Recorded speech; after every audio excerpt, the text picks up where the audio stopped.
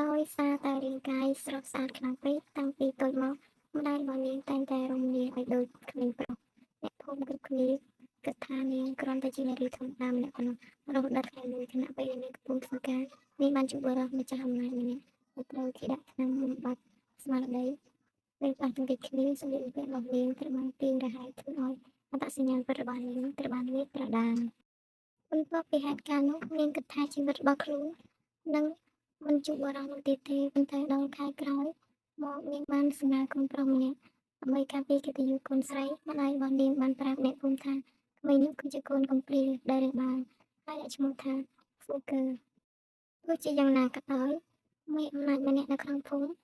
ចង់បាននាងជាយូរមកហើយពេលដឹងថានាងមានកូនដោយគ្មានប្តីគេក៏យករឿងនេះមកគំរាមកំហែងនិងចាប់បង្ខំនាងឲ្យធ្វើតាមបំណងខ្លួនដើម្បីឲ្យកូនស្រីរត់គេចបានម្ដាយចាស់បានសុខចិត្តប្រឈមមុខជាមួយពួកអន្តពាលហើយប្រាប់នាងឲ្យនាំកូនទៅស្វែងរកឪពុកពិតរបស់គេដោយគ្មានជម្រើសនាងបាននាំកូនទៅកន្លែងដែលធ្លាប់ជួបបុរសនោះនាងទុកកូនតូចនិងវត្តសម្គាល់មួយនៅមុខច្រកហើយលាក់ខ្លួនសង្កេតមើលពីចម្ងាយមិនយូរប៉ុន្មានអ្នកបម្រើរបស់ម្ចាស់អំណាចនោះបានរកឃើញពីរូបហើយសង្ស័យថាជាកូនរបស់ម្ចាស់ខ្លួនពេលនាំក្មេងទៅជួបម្ចាស់គាត់ក៏ស្គាល់វត្ថុសម្គាល់ភ្លាមៗនិងជឿថានេះជាកូនកាត់របស់ខ្លួនរាជវង្សទាំងមូលមានការរីកយ៉ាងខ្លាំងហើយក្មេងតូចក៏ត្រូវបានទទួលស្គាល់ទៅជាចៅប្រុសរបស់ខ្លួនតែបញ្ហាថ្មីមួយក៏កើតឡើងទារកយំមិនឈប់អស់3ថ្ងៃ3យប់ហើយមិនព្រមផឹកទឹកដោះគោពីនរណាម្នាក់ឡើយទីបំផុតមានអ្នកណែនាំថាក្មេងប្រហែលជាចង់បានម្ដាយបង្កើតរបស់ខ្លួនដូច្នេះគេបានប្រកាសស្វែងរកម្ដាយរបស់ក្មេងនៅទូទាំងប្រទេសដោយផ្ដល់រង្វាន់យ៉ាងច្រើនដល់អ្នកដែលអាចជួយក្មេងផឹកទឹកដោះគោបាននៅពេលនោះនាងក៏បានត្រឡប់ទៅភូមិវិញដើម្បីជួយសង្គ្រោះម្ដាយរបស់ខ្លួនពេលឃើញសេចក្ដីប្រកាសស្វែងរកអ្នកមើលថែក្មេងនាងបានឃើញជាឱកាសតែមួយគត់ដើម្បីរួចផុតពីការគំរាមកំហែងរបស់មេអំណាចខាងភូមិ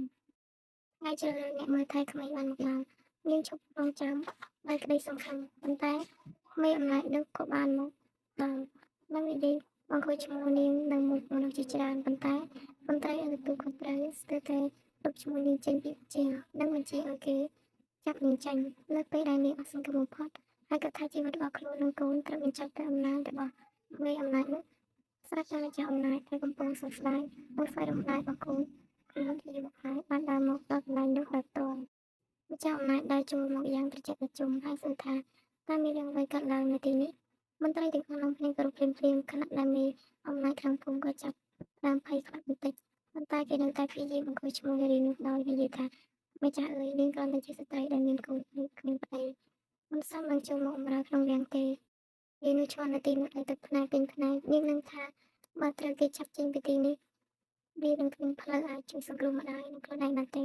ម្ចាស់អំណាចមើលទៅនឹងសន្ទុះទោះបីជាស្វែងរកនាងអស់រយៈពេលជាច្រើនខែក៏ដោយក៏គាត់មិនទាន់ប្រកាសថាជានាងស្ត្រីដែលកំពុងស្វែងរកនោះទេនៅពេលនោះស្រាប់តែទារកដែលនៅក្នុងរាំងលៀមខ្លាំងទៀត